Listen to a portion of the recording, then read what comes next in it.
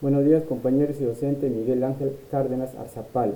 Mi nombre es Efren Rengifo Panduro, estudiante de la Universidad Continental, sede Lima. A continuación expondré el trabajo académico número 3, tema tipicidad y antijuricidad de la asignatura Derecho Penal, parte general. El presente trabajo tiene como objetivo abordar un aspecto fundamental en la teoría general del delito, la tipicidad. A lo largo de este trabajo académico exploraremos la importancia de este concepto para determinar la culpabilidad en la comisión de un ilícito penal y para establecer la autoría del delito. La tipicidad comprende diversos elementos que resultan esenciales para comprender su relevancia en el ámbito jurídico. En primer lugar, nos referimos al tipo penal, el cual se refiere a la conducta establecida por una norma legal como consecutiva de un delito. Es a través de este tipo penal que se delimita cómo define el comportamiento que se considera ilícito. No obstante, para evaluar si una conducta en particular se adecua al tipo penal establecido, se lleva a cabo un juicio de tipicidad. Este proceso implica analizar si el acto o hecho objeto de imputación cumple con los elementos y requisitos contemplados en la norma penal correspondiente. En otras palabras, se busca determinar si la conducta en cuestión se ajusta correctamente al tipo penal establecido en la legislación. Durante el desarrollo del juicio, la tipicidad es posible identificar casos de atipicidad. La tipicidad también se refiere a la situación jurídica en la cual, tras un análisis exhaustivo, se constituye que el hecho objeto de imputación no se subsime o no se encuadra dentro del tipo penal previsto en la ley. En consecuencia, no se configura un delito, ya que la conducta no satisface los elementos esenciales establecido en la norma penal. En resumen, la tipicidad desempeña un papel fundamental en determinación de la culpabilidad y la autoría de un delito. Mediante el tipo penal, el juicio de tipicidad y análisis de atipicidad se establece si una conducta se ajusta a los límites legales establecidos. A lo largo de este informe profundizaremos en estos conceptos con el fin de comprender su aplicación y práctica en el ámbito del derecho penal. Caso ejemplo real tenemos el caso de la Cantuta en Perú, ocurrido en julio de 1992. 9 estudiantes y un profesor fueron asesinados por el Grupo Colina y un escuadrón de la muerte del ejército peruano. Los perpetradores alegaron que las víctimas eran terroristas, pero se descubrió que eran personas inocentes. Al principio de tipicidad se aplicó en este caso, ya que el asesinato de los estudiantes y el profesor no estaban permitidos por la ley y no constituía una acción legalmente válida. Después de años de juicio, en el año 2009, el expresidente Alberto Fujimori fue sentenciado a 25 años de prisión por su participación en los delitos de homicidio calificado y secuestro agravado. En este caso, la tipicidad concluye y juega un papel fundamental en el derecho penal, ya que determina si una conducta se ajusta plenamente a un tipo penal establecido, aunque existan múltiples hechos que vulneran bienes jurídicos. Solo podemos considerarlos como típicos cuando se encuadran de manera total en los tipos penales previamente definidos en el Código Penal peruano.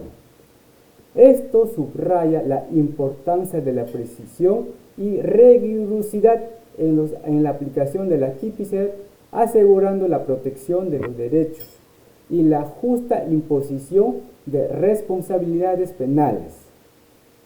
Es crucial que los operadores jurídicos analicen, determinen cada caso, evaluando si una conducta en cuestión cumple con todos los elementos requeridos por el tipo penal correspondiente a seguir los principios establecidos en el Código Penal, se garantiza la equidad y evita la arbitrariedad en la imputación de los delitos.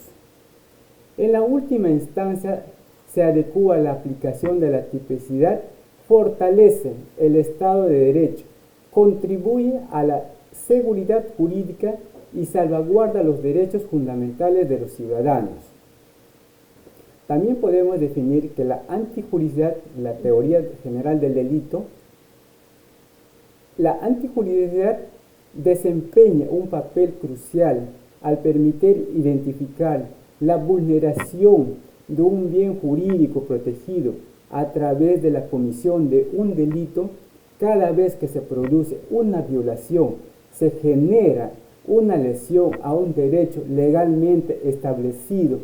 Por lo tanto, la antijuridicidad se convierte en un elemento fundamental para determinar la existencia de un delito, ya que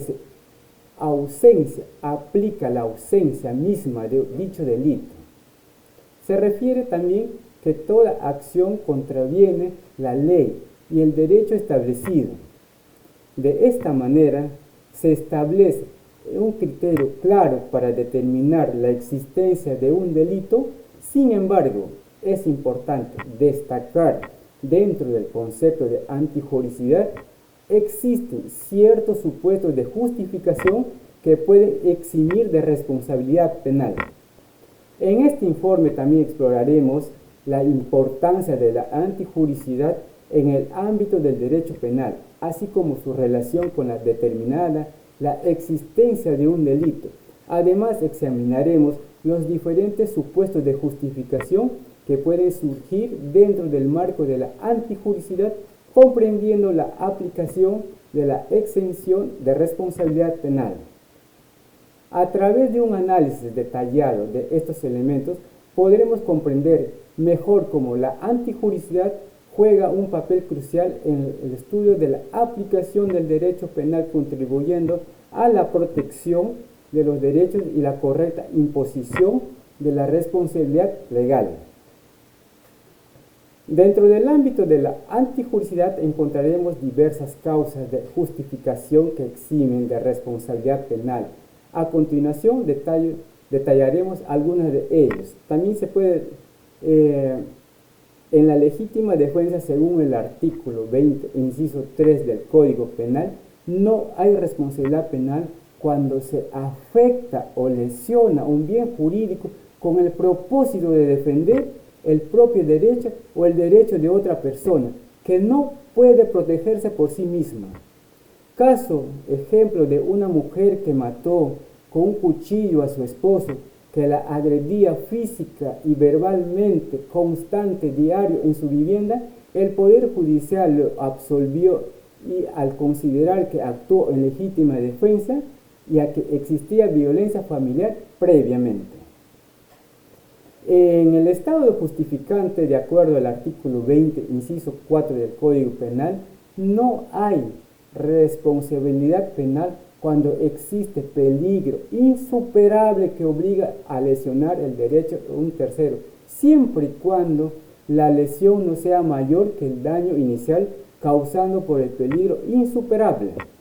El caso de una mujer que abortó en el riesgo para su vida, el Tribunal Constitucional actuó en estado de necesidad justificante, pues al mal causado el feto era menor que el mal, que se evitó a la madre y que no existía otro medio para preservar su salud.